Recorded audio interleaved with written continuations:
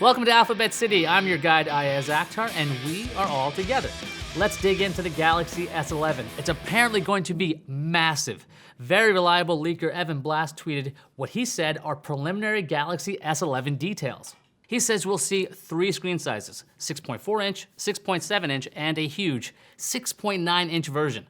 The smaller two will come in 5G and LTE. The ginormous one will come in 5G only, but will fall back to LTE if 5G is not present. If you liked the flat styling of the S10e, he's got some bad news for you. He says all variants of the S11 will have curved edge displays. Blass also says the launch date will be similar to the past with a mid to late February launch. A subsequent tweet by Blass says, quote, "If I could edit this tweet, I'd change the smallest size to say either 6.2 or 6.4 inches, as I have conflicting information about that one." Let's compare those sizes to the existing S10 line. The S10e has a 5.8 inch screen, the S10, 6.1, S10 Plus, 6.4, and the S10 5G has a 6.7 inch screen. So this S11 5G model would have an even larger screen than the S10 5G with the S11's 6.9 inch display. The Galaxy Fold's tablet screen is 7.3 inches, but it's not exactly in a phone aspect ratio when it's open. So it seems like we're starting to stretch the boundaries of pockets everywhere with these larger phones. Then again, the Note 10 Plus has a 6.8 inch screen and is still pretty sleek. Let's Go Digital reports that Samsung filed for a trademark for something called SAMOLED. This should not be the same thing as Super AMOLED, since that term has been around for a long time. Maybe it could be a new display technology set for the S11. Maybe these giant screens will have some new bells and whistles thanks to SAMOLED. Or maybe Samsung will call all of its tech Sam something from now on, like the Samsung Sam Pen or Samsung Sam PowerShare. This is just terrible naming. We've also got a tweet by Ice Universe, who has become a remarkably solid source of Samsung information. They say the Galaxy S11 has a high probability of using a new 108 megapixel sensor. 108 megapixels. XDA developers found hints of the 108 megapixel camera in Samsung's camera app. They found code that adds 108 megapixel output resolution support. You're saying, Ayaz, those must be typos. How could a phone have a 108 megapixel camera? You know, I'm glad we're having this conversation. Check this out.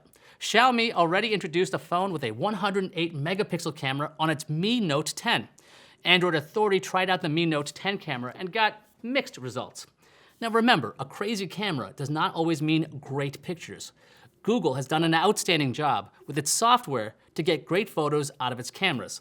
Samsung would likely do something similar. Its cameras have been very, very good in the past. If it does go with a 108 megapixel camera, Samsung will likely tweak the heck out of it with software for great pictures. Let's talk batteries. No, don't go away. This is important. Ice Universe tweeted, the S11e battery may reach 4,000 milliamp hours.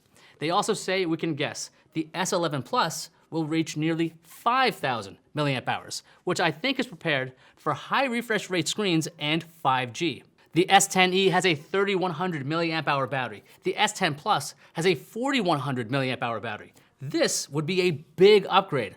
A larger battery in the S11 makes lots of sense if you're using 5G. 5G eats up battery life.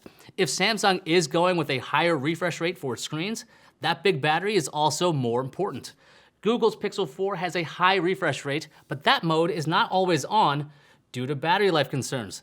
That and the Pixel 4 comes with a tiny 2,800 milliamp hour battery, the XL 3700. Over on Weibo, a spec sheet for the Snapdragon 865 may have leaked. Hat tip to Sam Mobile, by the way. This Qualcomm chip will likely end up in the S11. It's supposed to have better graphics, better video encoding, and an integrated 5G modem. The 855 does not have a 5G modem. Qualcomm is holding its Snapdragon Tech Summit 2019 on December 3rd. The 865 is expected to be introduced on that date. Let's go way back to September of this year.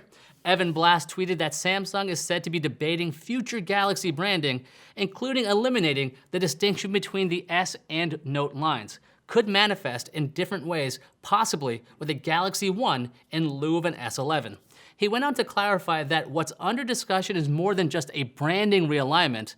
One possibility is to simply fuse the S and Note into a single first-half handset. Now at this point in Samsung's smartphone adventures, merging the S with the Note makes plenty of sense. They share a lot of similar everything. What's stopping Samsung from putting an S Pen in the S or just having S Pen support? Not a heck of a lot. The S was like the mainstream phone. The Note was kind of like a pro phone. These two were distinct. The overlap has increased over the years. Samsung's future is probably more like flat phones and foldable phones. Instead of having 3 high-profile phones, go back to 2, flat and fold.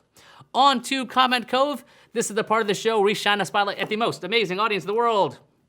You. Last time we talked about Google picking up Fitbit. Bonnie says, finally, we have a competitor to Apple's Goat watches. Ethan says, I would argue the Fossil Gen 5 is a great Wear OS watch. Thanks, I'll give it another look.